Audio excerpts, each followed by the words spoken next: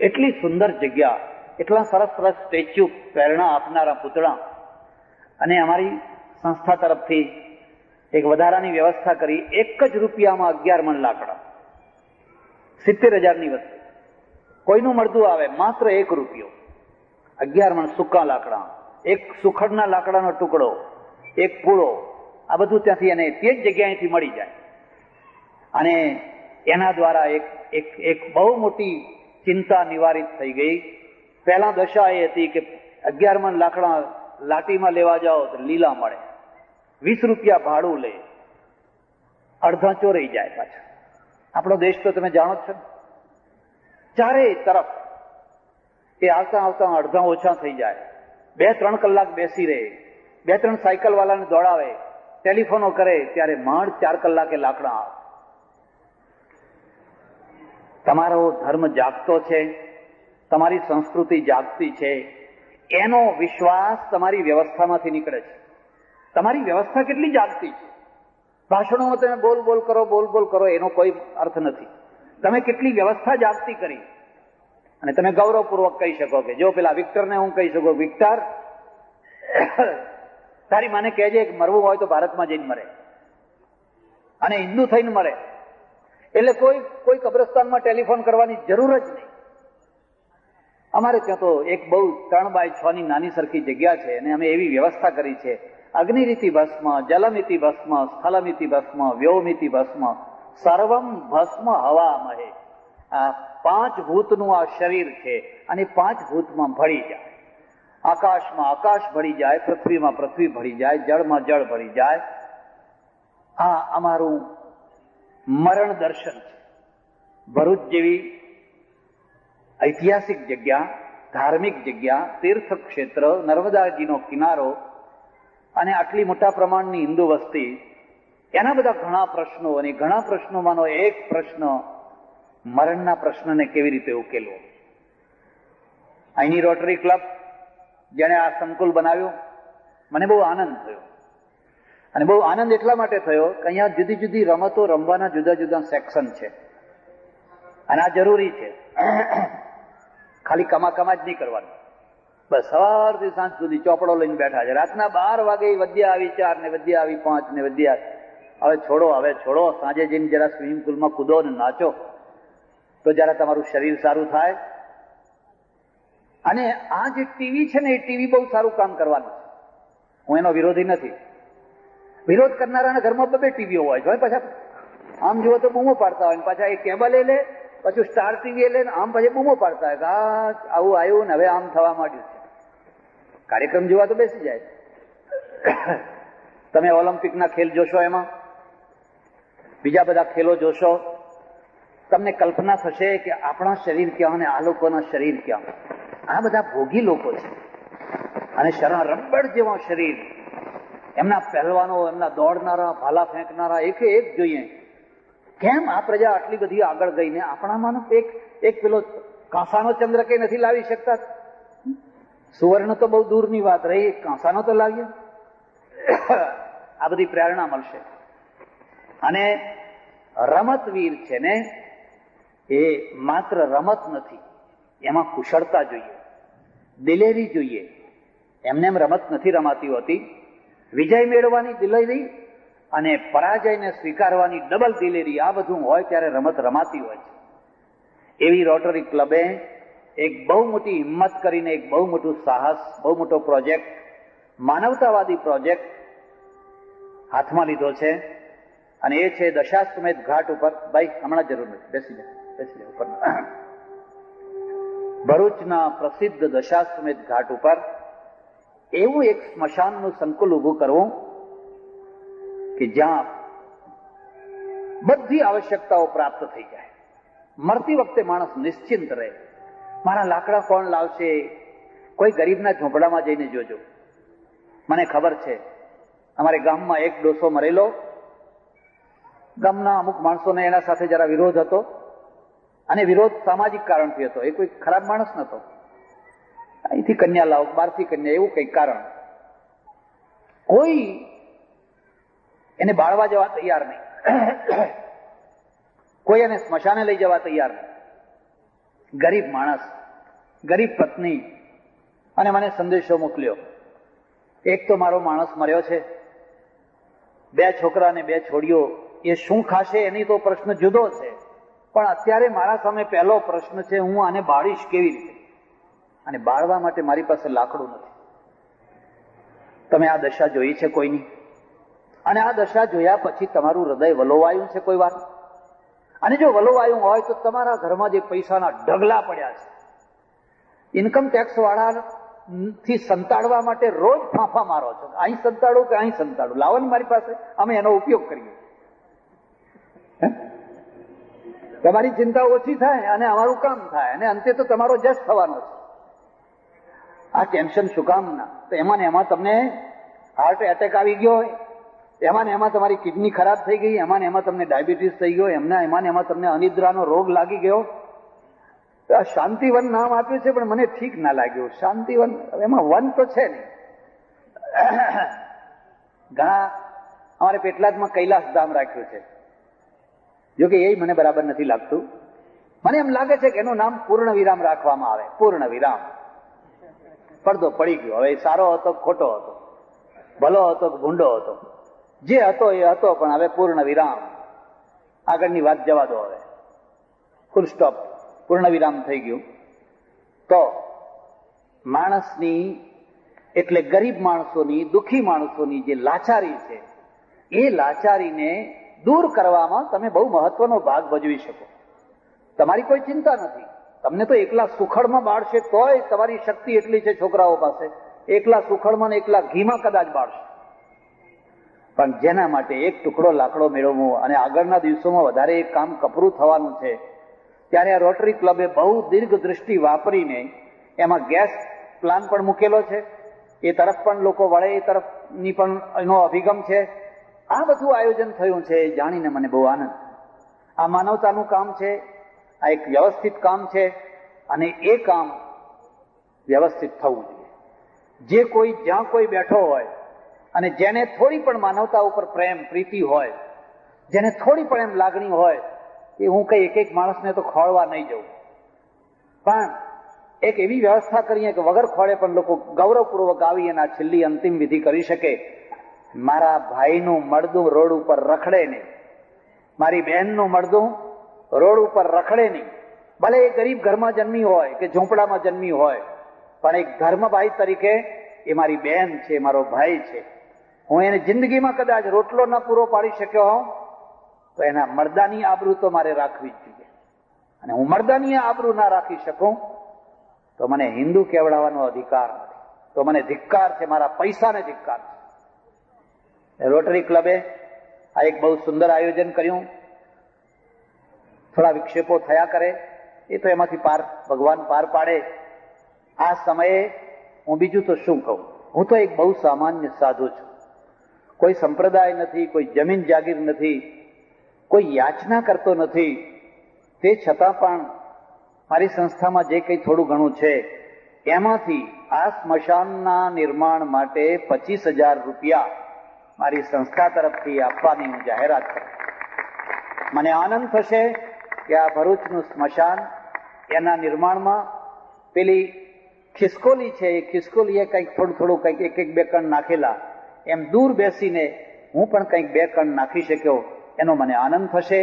હું પરમેશ્વરને હૃદયથી પ્રાર્થના કરું કે આ કાર્યને બહુ જલ્દીથી આગળ ધપાવે, બહુ કુશળતાથી આવનારા આગળના વર્ષોનો ખ્યાલ રાખીને એવી રીતે એની વ્યવસ્થા કરવામાં આવે કે બીજા લોકો આવીને એનું અનુકરણ કરે. સ્મશાન જોવું હોય તો ભરૂચનું સ્મશાન જોવા જાઓ એવું લોકો કહે, અને એવી વ્યવસ્થા થાય, એ રીતે આ વ્યવસ્થા થાય એવી પરમેશ્વરને પ્રાર્થના. રોટરી ક્લબને આ કામ કરવા માટે અભિનંદન અને ધન્યવાદ, આભાર, ધન્યવાદ. હરિઓમ તત્સત.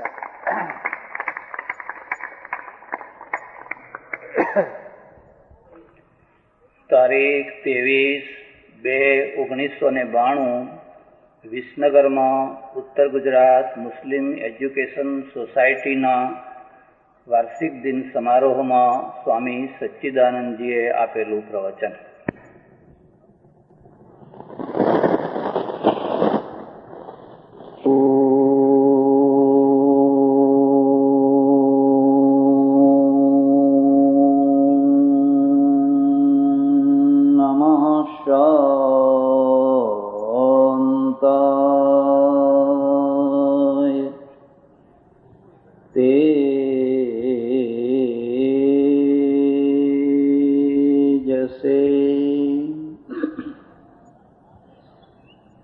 ઉત્તર ગુજરાત મુસ્લિમ એજ્યુકેશન સોસાયટીના પ્રમુખશ્રી, આજની સભાના પણ પ્રમુખશ્રી, આ સંસ્થાના મંત્રીશ્રી અને બીજા એમના સહયોગી ભાઈઓ,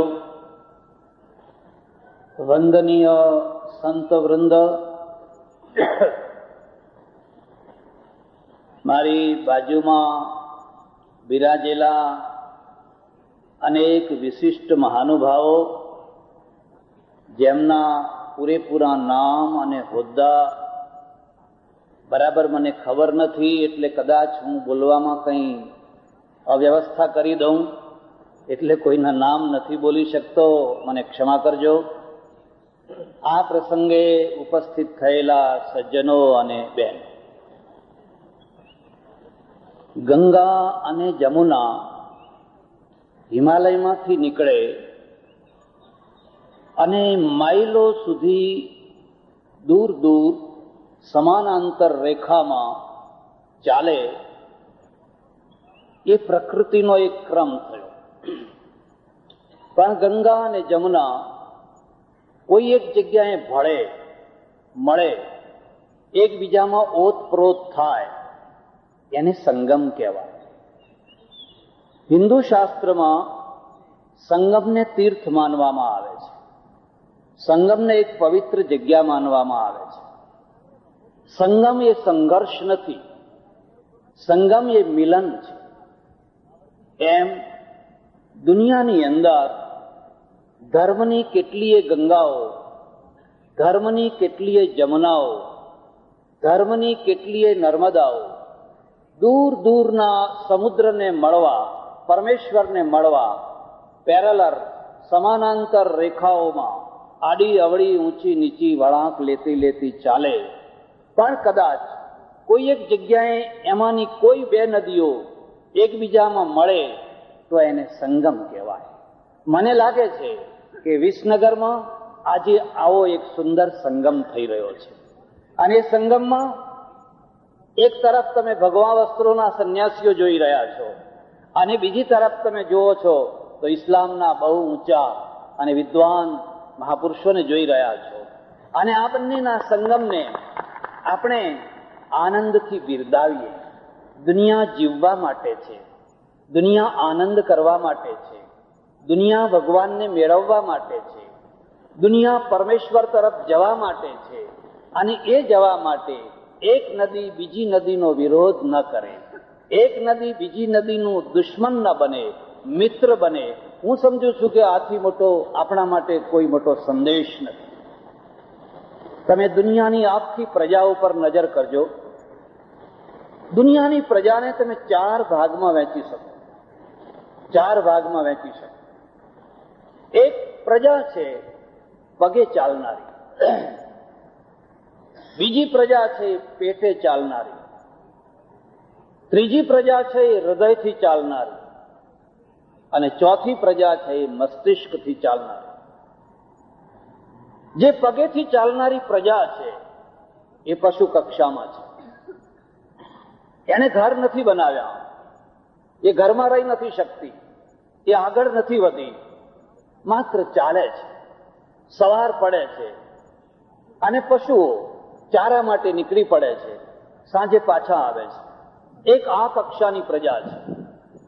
આફ્રિકાના કેટલાય એવા જંગલો છે, આફ્રિકાના કેટલાય એવા પ્રદેશો છે જ્યાંની પ્રજા હજુ આ જ કક્ષાએ છે.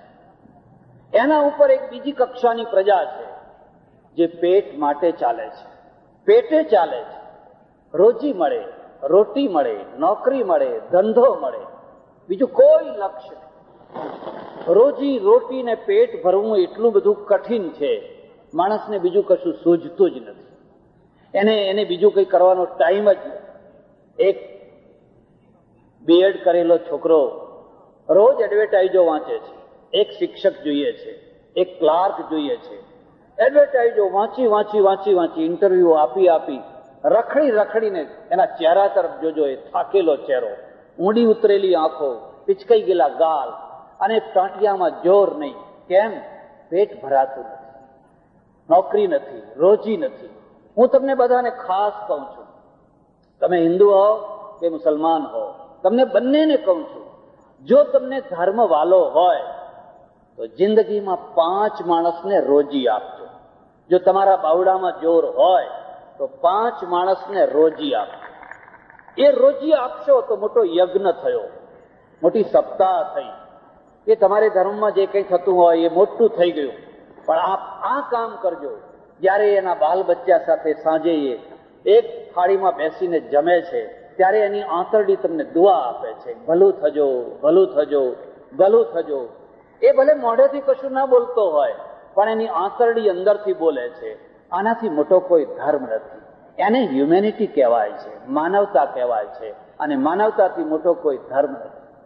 મારો દેશ એક એવો દેશ છે જ્યાં રોજી માટે રખડતા હજારો નહીં લાખો જુવાનો છે, રોજી વિનાના વૃદ્ધો છે, રોજી વિનાની સ્ત્રીઓ છે, રોજી વિનાના માણસો છે. હું આખી દુનિયામાં કેટલીય વાર ફર્યો છું, કેટલીય વાર. અને મેં જોયું, મને હોંગકોંગમાં કહેવામાં આવ્યું કે અહીંયા કોઈ બેકાર માણસ જ નથી. ઉપરથી અમારે લોકોને લાલચ આપી આપીને લાવવા પડે છે કે તમે નોકરી કરો, નોકરી કરો, નોકરી કરો. અહીં બેકારી છે જ નહીં. કોઈ બેકારી જોવી હોય તમારે ત્યાં આવો, તમારે ભરપૂર જોવાની મળશે. કેમ? આ પ્રજા, આ કક્ષા.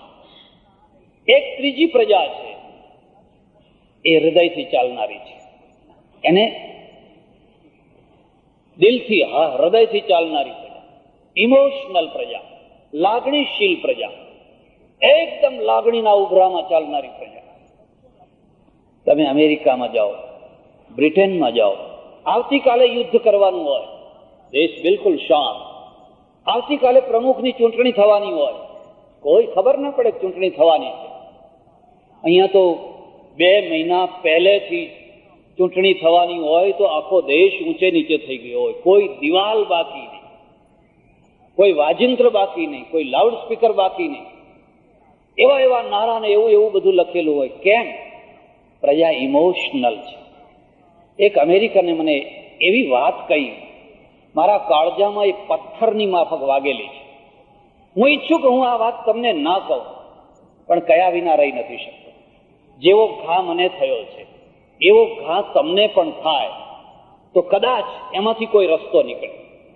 મને એણે કહ્યું, તમે હિન્દુઓ, તમે મુસ્લિમો વધારેમાં વધારે ધાર્મિક બનો. અમે ઈચ્છીએ છીએ કે તમે ખૂબ ધાર્મિક બનો. મેં કહ્યું, આ તો બહુ સારી વાત કહેવાય કે અમારા માટે તમે ધાર્મિકતાની અપેક્ષા રાખો. તમે ખૂબ ધાર્મિક બનો, ઓવર ધાર્મિક બનો, ધાર્મિક નહીં ઓવર ધાર્મિક બનો. મેં કહ્યું, કેમ? તમે આવી લાગણી કેમ રાખો છો? એટલા માટે તમારી ઓવર ધાર્મિકતામાં અમારા ઘી કેળા છે. તમારી ઓવર ધાર્મિકતામાં અમારા ઘી કેળા છે. હું વાતને સમજી ન શક્યો. કેમ? તમારા ઘી કેળા કેવી રીતે? મને કે જુઓ, દુનિયામાં અમારી 2 વસ્તુઓ છે. એક અર્થતંત્ર અમારી મુઠ્ઠીમાં છે. આખી દુનિયાની ઇકોનોમી છે એ અમારી મુઠ્ઠીમાં છે. અને આખી દુનિયાની જે પોલિટિક્સ છે એની ચોટી અમારી મુઠ્ઠીમાં છે. આ 2 અમારી મુઠ્ઠીમાં છે. તમે ગમે ત્યાં હો, તમારે લોન જોઈએ, તમારે ટેકનોલોજી જોઈએ, આ બધું અમારી પાસે છે. અને તમારા દેશની વિદેશ નીતિ, તમારા દેશની રક્ષા નીતિ, તમારા દેશની ગૃહ નીતિ અમારા ઈશારા ઉપર ચાલે છે. તમે કહો, અમારી ધાર્મિકતાથી તમને શું લાભ થયો? અમે ઈચ્છીએ છીએ કે તમે ઓવર ધાર્મિક રહો, આહાર નિશ મંદિરોના ટોકરા વગાડ્યા કરો અને મસ્જિદોમાં બાંગ પુકાર્યા કરો, પણ પ્રયોગશાળામાં ના જાઓ. તમારું મગજ લેબોરેટરીમાં ના જવું જોઈએ. જો તમારું મગજ લેબોરેટરીમાં ગયું તો આ અમારી મુઠ્ઠી ઢીલી થઈ જશે. તો તમે આઈન્સ્ટાઈન પેદા કરશો, તો તમે આર્કિમિડીઝ પેદા કરશો, તો તમે મોટા મોટા દુનિયાના સાયન્ટિસ્ટ પેદા કરશો. અને અમે ઈચ્છીએ છીએ કે તમે બહુ મોટા ધાર્મિક આચાર્યો પેદા કરો. આઈન્સ્ટાઈન ના પેદા કરો, એ અમે પેદા કરશું. એ કામ અમારું છે. અને જે દેશ આઈન્સ્ટાઈનો પેદા કરશે એની મુઠ્ઠીમાં દુનિયા રહેશે.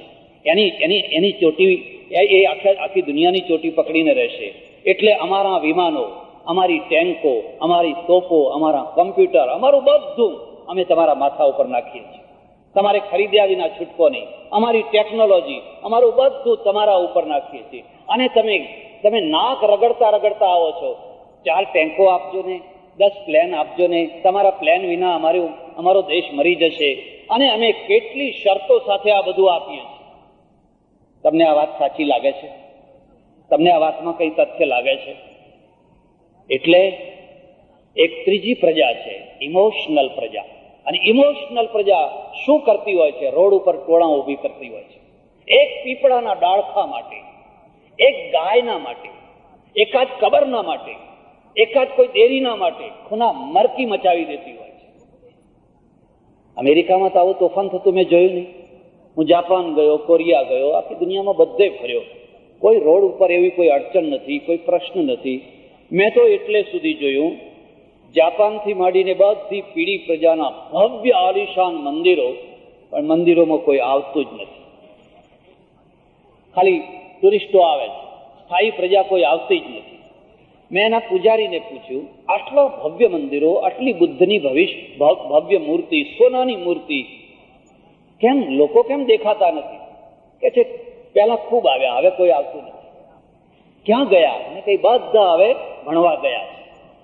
તમને નવાઈ લાગશે, કોરિયા ભારત કરતા 20 ગણો નાનો દેશ. ભારત કરતા 20 ગણો નાનો દેશ. એકલા કોરિયાની અંદર 100 યુનિવર્સિટીઓ છે. 100 યુનિવર્સિટી એકલા કોરિયાની અંદર. મારું પુસ્તક વાંચજો, પૃથ્વી પ્રદક્ષિણા, આખી પૃથ્વીની પ્રદક્ષિણા.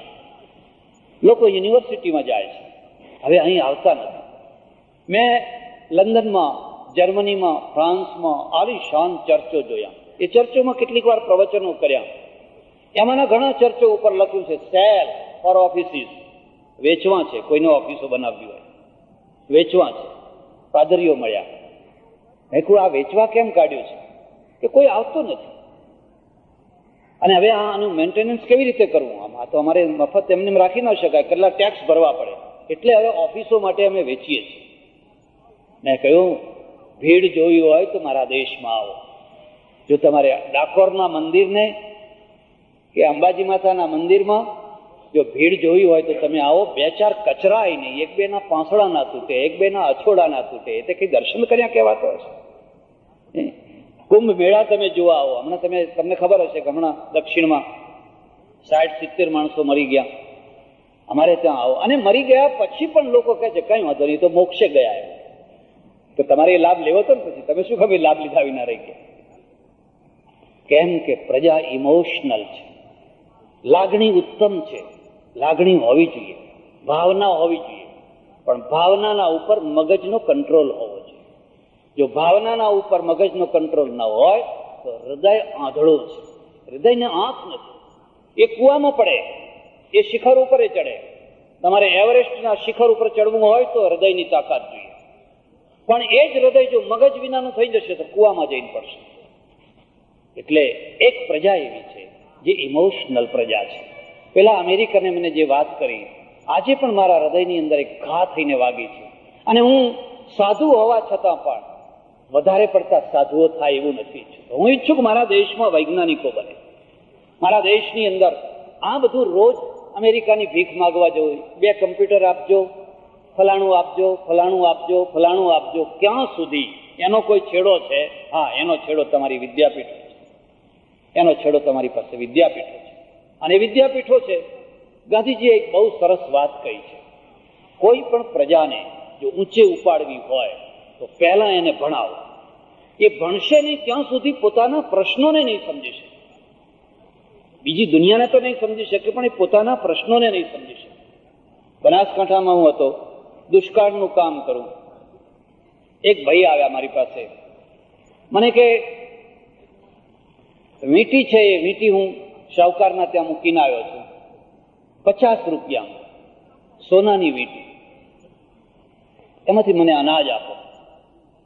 મેં કહ્યું એક કામ કર, હું તને 50 રૂપિયા આપું, તું વીંટી લઈ આવ. મારી પાસે વીંટી મૂક, હું 1 પૈસો વ્યાજ નહીં લઉં. જ્યારે તને 50 રૂપિયા મળે ત્યારે તું આપીને લઈ જજે. અને આ શાહુકાર તારી વીંટી પાછી નહીં આપે. એ 50 રૂપિયા ઉપર એટલું વ્યાજ ચડાવશે, એટલું વ્યાજ ચડાવશે, એટલું વ્યાજ ચડાવશે કે તારી વીંટી હજમ કરી જશે. હજમ કર્યા પછી પણ એ શાહુકારનો શાહુકાર રહેશે, એની શાહુકારીમાં કઈ વાંધો આવશે. કાળી ચોરી એટલી ખરાબ નથી જેટલી ધોળી ચોરી ખરાબ છે. કાળી ચોરીને તો આખી દુનિયા જુએ છે ને આખી દુનિયા કહે છે ચોર ચોર ચોર, પણ ધોળી ચોરી છે ને એ કાળી ચોરી કરતા ભયંકર છે. હું જ્યાં સુધી સમજી શક્યો છું ત્યાં સુધી ઇસ્લામે આ દૂષણને ડામવા માટે કેટલીક વસ્તુઓને હરામ કરી. એ હરામ જે કરવામાં આવેલી વસ્તુઓમાં પહેલી વસ્તુ એનું નામ છે વ્યાજ. કેટલીક વાર એવું પણ બનતું હોય છે કે જ્યાં ગંદકી થતી હોય છે ને ત્યાં જ લખવામાં આવે છે કઈ ગંદકી કરવી, જ્યાં ખૂબ ગંદકી થતી હોય છે એમ બતાવે છે કોઈ ટાઈમે અહીંયા ગંદકી થાય છે. આપણે ત્યાં કાળા વ્યાજના માટે બીજો શબ્દ કયો વાપરે છે? પઠાણી વ્યાજ. કયો શબ્દ વપરાય છે? કોણ એ વ્યાજ લેતું? અફઘાનિસ્તાનમાંથી આવેલા એવા કેટલાય માણસો ગામડે ગામડે. ધર્મ શું બતાવે છે?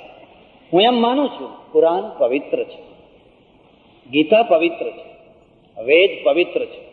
એટલા માટે નહીં કે કોના બોલેલા છે, પણ એટલા માટે કે જો એના ઉપર અમલ કરવામાં આવે તો માનવ જાત પવિત્ર થઈ શકે છે. એટલા માટે જેના ઉપર અમલ કરવાથી માનવ જાત પવિત્ર બને એ ગ્રંથ પવિત્ર છે, એ વ્યક્તિ પવિત્ર છે, એ ધર્મસ્થાન પવિત્ર છે. પણ શરત એટલી છે કે અમલ કરવામાં આવે તો.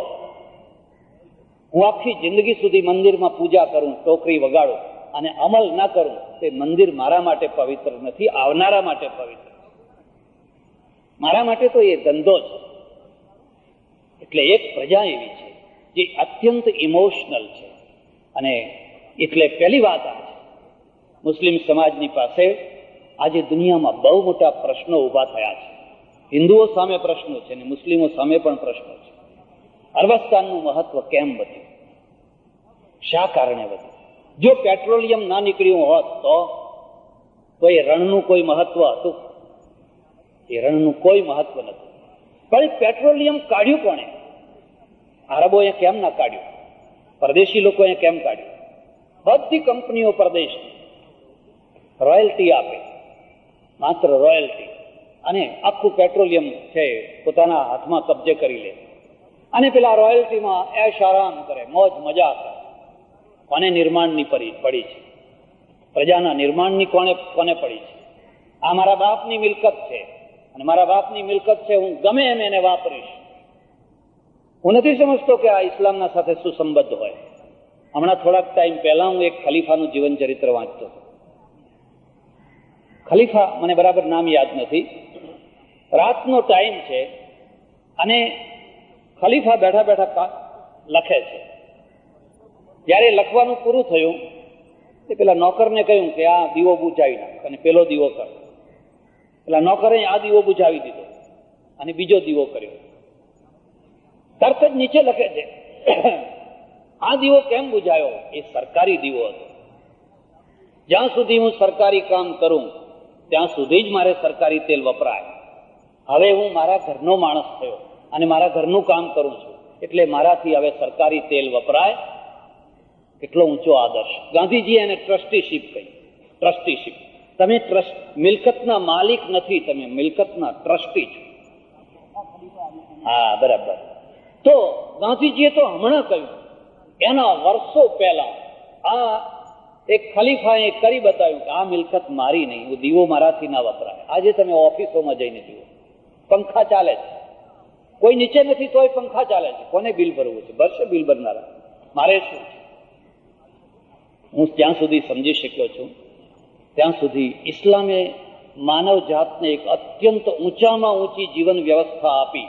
જો એના ઉપર અમલ કરવામાં આવે કોઈ માણસ ખરાબ ના રહી શકે. એને દારૂને પાપ માન્યું, નશાને પાપ માન્યું, જનાખોરીને મહાપાપ માન્યું, હરામને પાપ માન્યું. એક વસ્તુના ઉપર અમલ ક્યાં? અમલ લાવવો ક્યાં?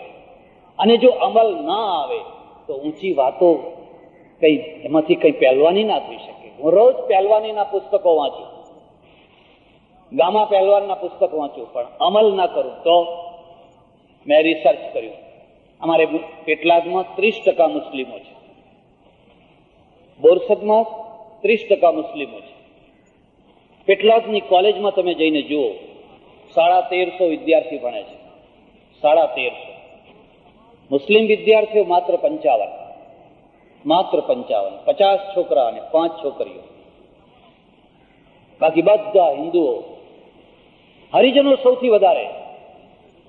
ખરેખર તો 30% વસ્તીમાં ત્યાં 250 થી 300 વિદ્યાર્થીઓ એમને ભણવા જોઈએ, પણ 250 થી 300 નથી ભણતા, 55 ભણે છે. એમાં પણ જે સાયન્સની ફેકલ્ટી છે કે બીજી સારી ફેકલ્ટીઓ છે એમાં બહુ ઓછા, બહુ તો આર્ટ્સમાં ને કોમર્સમાં. હવે આ 50-55 છોકરાઓમાંથી 50% પાસ થાય તો 25 છોકરાઓ નીકળે. એ 25 છોકરાઓ છે એ સરકારની નોકરીઓમાં જાય તો કેટલું પ્રતિનિધિત્વ થયું? બાકીના પેલા 300 છોકરાઓ કરશે શું? એ રિક્ષાઓ ચલાવશે, એ ઘોડાગાડીઓ ચલાવશે. સ્ટાન્ડર્ડ નીચું ગયું, પ્રજા નીચી કેમ ગઈ? આખું સ્ટાન્ડર્ડ નીચું ગયું. આ જ દશા બોરસદની તમે જઈને જુઓ. મને ખબર નથી વિસનગરની શું દશા છે, એ મને ખ્યાલ નથી, પણ હું એટલું સમજી શકું છું કે આ ઉત્તર ગુજરાત મુસ્લિમ એજ્યુકેશન સોસાયટી જો અહીં ન બની હોત તો અમદાવાદથી લઈને પાલનપુર સુધી મને નથી લાગતું કે આવી કોઈ બીજી સંસ્થા હોય. કદાચ સિદ્ધપુરમાં હશે, પણ આવી એક સંસ્થા, અને આ સંસ્થાના દ્વારા 100-150 વિદ્યાર્થીઓ દર વર્ષે જે તૈયાર થાય છે એ ના થઈ શક્યા. આ સંસ્થાનું કેટલું મહત્વ છે. આપણા સામે, તમે હિન્દુ હો કે મુસ્લિમ હો, તમે કોઈ પણ હો, સૌના સામે પહેલો પ્રશ્ન છે એજ્યુકેશનની ટકાવારી કેટલી તમારી. અને જો એજ્યુકેશનની ટકાવારી તમે ન વધારી શકો તો તમારા ભવિષ્યને પરમેશ્વર પણ ઉજ્જવળ ન કરી શકે. ભગવાને એમ કહે છે કે તું અમલ કર પછી મારી પાસે આવ. એટલે પેલા જે મને વાત કરી એનો સાર આટલો છે. ત્રીજી ચોથી પ્રજા મસ્તિષ્કના જોરે ચાલનારી પ્રજા છે. તમે ઈરાકનું યુદ્ધ જોયું? મારી પાસે ગલ્ફ વોરની કેસેટ આવી. ઇંગ્લેન્ડથી એક ભાઈ આવ્યા, એ કેટલીક કેસેટો લઈ આવ્યા. મને શોખ છે વાઇલ્ડ લાઈફ જોવાનો, વિજ્ઞાનની કેસેટો જોવાનો, જૂના ઐતિહાસિક સ્થળોની કેસેટ જોવાનો. મેં લખ્યું તું મારે ગલ્ફ વોર જોવો છે. ગલ્ફ વોરની ત્યાં તો બહુ સસ્તી ને જોઈએ એટલી મળે. એક કુટુંબ આવ્યું અમેરિકાથી, એને મને વાત કરી, 2 આવડા છોકરા. પેલું છોકરું કહે છે કે મારી જે ટીચર હતી ને એ ગલ્ફ વોરમાં ગઈ હતી. આવડું છોકરું છે, એની ટીચર 28 વર્ષની એક છોકરી, 8 મહિનાનું છોકરું મૂકી ઘરમાં, એના પતિને એના 8 મહિનાના છોકરાને મૂકીને ગલ્ફ વોરમાં ગઈ. મેં કીધું શું કર્યું એને? તો કે જે કેદીઓ પકડાયેલા એના ઉપર એ મશીન ગન લઈને ઊભી રહેતી, કાંટાળા તારની અંદર બધા કેદીઓને રણમાં રેતીમાં બધાને ભેગા કરે અને ચારે તરફ જે એની ચોકી કરવાની એ આ છોકરીઓ કરે. આ દેશ દુનિયા ઉપર રાજ કરે કે ન કરે? આપણા ત્યાંની કોઈ 28 વર્ષની છોકરી લડાઈમાં જવા તૈયાર થાય ખરી? અરે 28 વર્ષનો છોકરો ના થાય. થતો હોય તો આપણે ભોળાભાઈને કે જરા લાગવગ લગાવો ને, મારા છોકરાને ટીબી થયો છે. અને આપણા ત્યાંના ડોક્ટરો એટલા સારા માણસો છે કે તમારે જે જોઈએ એ સર્ટિફિકેટ આપી દે. એટલે હદ સુધી તમે જીવતા હો ને મરવાનું સર્ટિફિકેટ જોઈતું હોય ને વીમો પાકતો હોય તો મરવાનું આપી દે. બહુ સારા માણસો. પોલીસ સારી, ડોક્ટર સારા, નેતાઓ સારા, બધું જ સારું. અને બધા જ સારા છે એટલે દેશ બગડ્યો છે. બધા જ સારા છે એટલે આ દેશ બગડ્યો છે. કોઈ એમ ના કહી શકે કે ના સર તમને વોટ આપ્યો તો આટલું કામ નહીં કરો. પણ તું જીવતો છે, તને કેવી રીતે સર્ટિફિકેટ અપાય કે ના મારો વીમો પાકે છે? 4 મહિના એ ગલ્ફ વોરમાં રહીને આવ્યો. મેં ગલ્ફ વોરની કેસેટ જોઈ. ઓહો, ઈરાક ને કબ્રસ્તાન બનાવી દીધું, મટિયા મેટ કરી દીધું. એ જમાનો ચાલ્યો ગયો જ્યારે લોકો તલવાર લઈને લડવા જતા, ભાલો લઈને લડવા જતા, ઢાલ બંદૂક લઈને લડવા જતા. એ જમાનો ચાલ્યો ગયો. હવે બટનનો જમાનો છે, બહાદુરીનો નહીં, વિજ્ઞાનનો જમાનો છે. બટન દબાવો અને કબ્રસ્તાન બનાવો, આખું ઈરાન ખતમ થયું. અને હવે તમે એમ સમજો કે મારા દેશમાં ગુરખા છે ને મારા દેશમાં ફલાણા બહાદુર રાજપૂતો છે ને, એ ખોટી વાત. બટનની લડાઈ આવી, અને બટનની લડાઈ મગજમાંથી આવી છે. અને મગજ છે એ તમારી કોલેજોમાંથી નીકળવાનું છે. જો આ કોલેજોને તમે ડેડ બનાવી દીધી જો આ કોલેજોને જો હીન પ્રભાવહીન બનાવી દીધી, આપણા ભવિષ્યને કોઈ નહીં સુધારી શકે. એક તરફ ઈરાકને બરબાદ કરી નાખ્યું, બીજી તરફ બાકીના જે અરબ રાષ્ટ્રો હતા એ બધાના ઉપર એટલું મોટું બિલ મોકલી દીધું, આ લડાઈ કરવાનું એટલું મોટું બિલ મોકલી દીધું કે એમનું જેટલું જમા હતું એ બધું ખેંચી લીધું. પેલાને અર્થથી બરબાદ કરી નાખ્યા, પેલાને મકાનોથી બરબાદ કરી નાખ્યા, અને ચોટી હાથમાં લઈ. આપણને આઘાત થવો જોઈએ, આપણને દુઃખ થવું જોઈએ. આવું કેમ? કારણ કે આરબ લડ્યા એટલા માટે. જો ઈરાક ને અરબસ્તાન ના લડ્યા હોત, જો ઈરાક એટલે આરબ, મિસ્ર એટલે આરબ, સઉદી અરેબિયા એટલે, જો આરબ ના લડ્યા હોત તો પશ્ચિમના લોકોને આ દખલ કરવાની જરૂર ના પડી. જો હિન્દુસ્તાન ને પાકિસ્તાન, જો હિન્દુ અને મુસ્લિમ જો આ ના લડે તો પેલાની કોઈ તાકાત નથી તમારે ત્યાં આવીને દખલ કરે. પણ તમે લડો એટલે હું એ ટેન્કો લેવા દોડું ને તમે ટેન્કો લેવા દોડો, અને પછી સ્પેર પાર્ટ વિના પાછા એમના આગળ ઠીકરું લઈને ઉભા રહી, સ્પેર પાર્ટ આપો, ચાલતા નથી. આ 4 પ્રકારની પ્રજા છે. મારા દેશને કયા કયા પ્રકારમાં ગોઠવવો છે? એક ટાઈમ હતો આપણે અનાજ માટે ભીખ માગતા, કંડલાના બંદરે અમેરિકાના ટુકડા ઘઉં ઉતરે, ગંધાઈ ગયેલી જુવાર ઉતરે ને આપણે ખાતા. એક ઠીંગણો માણસ થયો આ દેશમાં, બહુ મોટા કલેવર વાળો, એને સૂત્રો આપ્યા, જય જવાન જય કિસાન. જય કિસાનમાંથી તમે જુઓ આજે અનાજ. ગુજરાત જ્યારે મહારાષ્ટ્રથી જુદું થયું, આખા ગુજરાતનું અનાજ 14 લાખ ટન હતું. આ વર્ષે દુષ્કાળ હોવા છતાં પણ 50 લાખ ટન અનાજ ઉત્પન્ન, 60 લાખ ટન અનાજ ઉત્પન્ન થયું. દુષ્કાળ હોવા છતાં 60 લાખ ટન. ગુજરાતમાં કેમ હવે અનાજ વિના ભૂખે કોઈ નથી મળતું? કારણ નદીઓ ઉપર બાંધ બાંધ્યા, ટ્યુબવેલ કર્યા, નહેરો કાઢી, ફર્ટિલાઇઝરના કારખાના કર્યા, નવા યંત્રો આવ્યા, ટ્રેક્ટરો આવ્યા, નવા બિયારણ શોધ્યા. આ મસ્તિષ્કનું કામ હતું. જો આ મસ્તિષ્કનું કામ ના કર્યું હોત અને માત્ર ઇમોશનલ થઈને નારા લગાવ્યા હોત તો પાછા એ નહીં, એમનું આવે અનાજ ને આપણે ખાઈએ. અને ભિખારી પ્રજાનું કોઈ સ્વમાન ન હોય, ભિખારી પ્રજાને કોઈ ખુમારી ન હોય. ખુમારી લાવવી હોય ને સ્વમાન લાવવું હોય તો પહેલી શરત છે તમારા પગ ઉપર ઉભા રહો. તમારા પગ ઉપર ઉભા રહો. તમારી કોમને, તમારા ઘરને, તમારા પરિવારને પોતાના પગ ઉપર ઉભા રાખતા શીખવાડો. માફ કરજો, હું ખંભાત ગયો. એકવાર મારે એને ખંભાતના નવાબને બેને એક સાથે એક કાર્યક્રમમાં બેસવાનું. બહુ ભલા માણસ, બહુ સજ્જન માણસ મારી બાજુમાં બેઠેલા, ઓળખી ના શકાય એટલી સાદાઈથી બેઠેલા. કોઈએ મને કહ્યું તમારી બાજુમાં જે બેઠા એ ખંભાતના નવાબ છે. અને માણસ કેટલો ભલો, કેટલો સારો માણસ. એ આવેલા એક મંદિરની પ્રતિષ્ઠા વિધિમાં આવેલા, એક મંદિરની પ્રતિષ્ઠા મારા હાથે ઉદઘાટન, અને નવાબ સાહેબને અતિથિ વિશેષ તરીકે બોલાવેલા. એ આવે માણસ કેટલો ઉદાર હશે, એની ધાર્મિક દ્રષ્ટિ કેટલી મહાન હશે. મેં એમને પૂછ્યું અત્યારે તમારી કેવી સ્થિતિ છે? મને કે બહુ સારી નથી. મેં કહ્યું કેમ? એનું કારણ જાણો છો? મને કે જાણીને હવે શું કરશું? હવે તો બધું પાણી ચાલ્યું ગયું, હવે જાણીને શું કરવાના? એમણે એક હુકમ કર્યો. જ્યારે એમના નવાબી હતી, જાહો જલાલી હતી, ત્યારે હુકમ કર્યો કે મારા કુટુંબના જેટલા માણસો હોય એ દરેકને 3 વાર મફત જમાડો અને 3 વાર નાસ્તો કરાવો અને એમને જે જોઈએ આપો. કોઈને કશું કરવાની જરૂર. 800 માણસનો પરિવાર, 800 માણસ. એ 800 માણસ સવારે ચા પાણી નાસ્તો કરે, બપોરે જમે, સાંજે જમે, ફરી પાછા જમે, જે જોઈએ. એનું પરિણામ શું આવ્યું? એ 800 માણસ નકામા થઈ ગયા. એ 800 માણસ મગજ વિનાના, હાથ વિનાના થઈ ગયા, યતીમ જેવા થઈ ગયા. બસ ઘંટડી વાગે ને જઈને જમી આવો.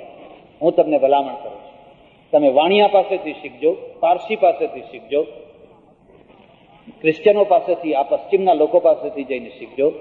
એ મોટો ફોર્ડ હોય કે રોક ફેલર હોય, એના છોકરાને ડ્યુટી બજાવવાની એટલે બજાવવાની જ. એના છોકરાને મફતનું નહીં ખાવાનું. આજ રાણીનો છોકરો છે, એ ફોકલેન્ડનું યુદ્ધ થયું તો પહેલા શિપમાં રાણીનો છોકરો હતો, પ્રિન્સ. અને હમણાં બીજું યુદ્ધ થયું, ગલ્ફ વોર. એ ગલ્ફ વોરમાં રાણીનો છોકરો હમણાં આવ્યો હતો ને, પ્રિન્સ. એ ગલ્ફ વોરમાં પહેલો ગયો. જો એ 800 માણસને ધંધે વરગાડ્યા હોત, કામે લગાડ્યા હોત તો નવાબી ચાલ્યા ગયા પછી પણ દુર્દશા ના આવી હોત. કારણ કે ધંધો પાતાળમાંથી પાણી પેદા કરે છે, સિંધીઓ આવ્યા અહીંયા, હાથે પગે આવ્યા, ફૂટપાથ ઉપર રહ્યા, ભીખ ના માગી. આજે તો તમારા કરતા વધારે પૈસાદાર છે. કેમ? કારણ કે એમની એના બાવડામાં ધંધો, હુન્નર હતો, ઉદ્યોગ હતો, એક મગજમાં એક સાહસ હતો. સજ્જનો, તમારો બહુ સમય નહીં. મારે આપને આટલી જ નમ્ર પ્રાર્થના કરવાની છે. આપણે બહુ ઇમોશનલ થયા, બહુ લાગણી પ્રધાન થયા, નાની નાની બાબતમાં લડી મરતા થયા. અને લડી મરીને અંતે હાથમાં શું આવ્યું? હાથમાં તો કશું આવ્યું નહીં, કશું આવતું નથી. કોઈ વાર વિસનગરમાં આગ ચાંપવામાં આવે, કોઈ વાર અમદાવાદમાં ચાંપવામાં આવે. 2 ઘર હિન્દુઓના બળે કે 2 ઘર મુસલમાનોના બળે.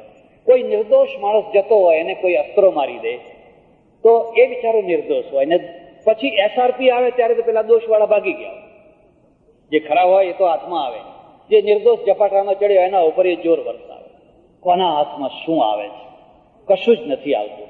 હું જ્યાં સુધી ઇસ્લામને સમજી શક્યો છું ત્યાં સુધી હજરત મોહમ્મદ પૈગંબર સાહેબ જ્યારે અરબસ્તાનમાં પેદા થયા એ વખતે અરબસ્તાનની દશા એટલી ભૂંડી દશા હતી, એટલી ભૂંડી દશા હતી. એટલા કબીલામાં વહેંચાયેલો એ દેશ હતો, ખૂના મરકીમાં વહેંચાયેલો દેશ હતો, કુરૂઢીઓમાં વહેંચાયેલો દેશ હતો. એટલા બધા અનર્થો હતા. એ અનર્થોની વચ્ચેથી એમણે એક જગ્યા ઊભી કરી, એક ભાઈચારા, એક મોહબ્બત, એક પ્રેમ, એક ઉદારતા, એની એક આખી હવા ઊભી કરી. અને હવા ઊભી કરી તો આખા વહેંચાયેલા લોકોને એક કર્યા, પરસ્પરમાં આમીન કરતા કર્યા, એકબીજાને નમાજ પડ્યા પછી ભેટતા કર્યા. જે એકબીજાના ખૂનના પ્યાસા હતા એને. સાચો ધર્મ આ જ કે છે. તમારે ત્યાં સુફીઓ, અમારે ત્યાં સંતો, પેરેલલ 2 ચાલનારી ઉદાર વ્યવસ્થા છે. વિસનગરમાં એક સુફી થયા ને, પાલનપુરમાં એક સુફી થયા, પંજાબમાં, અમારે પંજાબમાં તો કેટલા સુફીઓ થયા. અને હું ઘણીવાર બાબા બુલ્લે શાહની કાફીઓ સંભળાવું, લોકો ખુશ થઈ જાય કે આ બાબા બુલ્લે શાહ શું કહે છે. તમને જો સિંધી ભાષા આવડતી હોય તો સાંજે જે સિંધી કાર્યક્રમ આવે રેડિયો ઉપર, શાહ લતીફ વિના સિંધી પ્રોગ્રામ હોય જ. સિંધી પ્રોગ્રામમાં શાહ લતીફના 2-3 ભજનો હોય જ. એ લતીફે એ જમાનામાં જ્યારે એના મગજમાં કોઈ હિન્દુસ્તાન પાકિસ્તાનનો કશો ભેદ નહોતો, એકમાત્ર માનવતા, અને માનવતાની જે બંદગી એણે ગાઈ છે. આજે ભારતના રેડિયો ઉપરથી સિંધી પ્રોગ્રામમાં કોઈ હિન્દુનું ભજન નહીં, લતીફ. એવી જ રીતે પંજાબના ફરીદ શેખ થયા. એ ફરીદ બાબાના ભજનો તમે એમના પણ જો જુઓ, આપણને એમ થાય કે હા, કેટલી વાત હૃદયથી લખે છે. એવી જ રીતે અમારે ત્યાં સંતો થયા. અને સંતોએ કોઈ દિવસ ઊંચ નીચના ભેદ નથી કર્યા, પક્ષપાત નથી કર્યો. આ બંને એક લાઈન છે. હજુ પણ આ દેશ માટે આપણને સૌને પ્રેરણા મળી શકે એવી એક જ જગ્યા છે, સૂફી અને આ સંતો. અને એ એક જ છે, આવો તમારો ધર્મ તમે પાળો, તમારી ગંગા, તમારી જમુના બરકરાર રાખો. પણ કોઈ ટાઈમે આપણે સંગમ કરીએ. આવો આપણે મળીએ, પ્રેમથી મળીએ. આ છાત્રાલય, એ છાત્રાલયના પાયામાં કરીમભાઈનું તપ છે, મિયાજીભાઈનું તપ છે, બીજા કેટલાય લોકોનું તપ છે. અને સૌથી વધારે તો એમાં હિન્દુઓનું તપ છે, સાંકળચંદભાઈનું તપ છે. વિસનગરના કેટલાય હિન્દુઓએ આમાં ખૂબ મદદ કરી છે, એટલા પ્રેમથી ને ઉત્સાહથી કરી છે, આજે પણ કરી છે. મને જ્યારે આમંત્રણ આપવા માટે આવ્યા ત્યારે ભોળાભાઈ અને કાનજીભાઈએ કહ્યું કે અહીં તો તમારે જરૂર આવવાનું છે. મેં કહ્યું ભાઈ હું આવું, પણ આજકાલ તો જ્યારે જુઓ ત્યારે તોફાનો થતા હોય છે અને કેટલીક વાર કોઈ ખોટો અર્થ ના કરી બેસે. મને કે નહીં, આ લોકો તો એટલા સારા ને એટલા ભલા છે કે આવા તોફાનોથી એ પોતે જ દૂર રહે છે, એમને આ ગમતું નથી. ત્યારે મને એમ થયું કે હજુ અમારા ધર્મમાં, તમારા ધર્મમાં માનવતાનો દીવો બળતો છે, હજુ ઓલવાયો નથી. હજુ સુધી આ જે ધર્મ જનૂન છે એની આંધી હજુ આ દીવાને ઓલવી નથી શકી. આવો આપણે એ દીવામાં તેલ પૂરીએ, થોડુંક હિન્દુનું તેલ, થોડુંક મુસ્લિમનું તેલ, અને એમાંથી એક ભારતીય લવ, એક ભારતીય દીપ પ્રગટે. અને દીપના અજવાળામાં એક મુસ્લિમ તાલિબ ઇલ્મ બેઠો બેઠો કુરાન શરીફનો પાઠ કરે, એક હિન્દુ બેઠો બેઠો ગીતાનો પાઠ કરે. દીવો ભેદ નથી કરતો કે દીવો એમ નહીં કે હું માત્ર મુસ્લિમ માટે જ પ્રકાશ આપીશ, દીવો એમ નહીં કે હું માત્ર હિન્દુ માટે જ પ્રકાશ આપીશ. મારો પ્રકાશ બધાના માટે છે, સૂર્ય બધાના માટે છે, ચંદ્ર બધાના માટે છે. એ જ કામ આપણે સૌએ કરવાનું છે. હું પરમેશ્વરને હૃદયથી પ્રાર્થના કરું કે ઉત્તર ગુજરાત મુસ્લિમ એજ્યુકેશન સોસાયટી જે અહીંયા વર્ષોથી અહીંયા પગ જમાવીને બેઠી છે અને વિરમગામથી માંડીને પાલનપુર સુધી અને પાલનપુર પૂજ્ય સ્વામીજીની ધર્મ અને સમાજમાં ક્રાંતિ જગાડનારી જુદા જુદા વિષયો ઉપર 200 ઉપરની કેસેટો છે, જેવી કે ઉપનિષદો ઉપર 22, તુલસી રામાયણ ઉપર 14, શ્રી કૃષ્ણ ચરિત્ર ઉપર 11, ગીતા ઉપર 30, સંત ચરિત્ર ઉપર 19 તથા જુદા જુદા વિષયો ઉપર 100 કરતાં વધારે કેસેટો છે. આપ સૌ વધુમાં વધુ આ કેસેટો સાંભળો તથા સંભળાવો, જેથી ધર્મ, સમાજ તથા રાષ્ટ્રની ઉન્નતિ માટે ક્રાંતિકારી વૈચારિક ભૂમિકા તૈયાર થાય.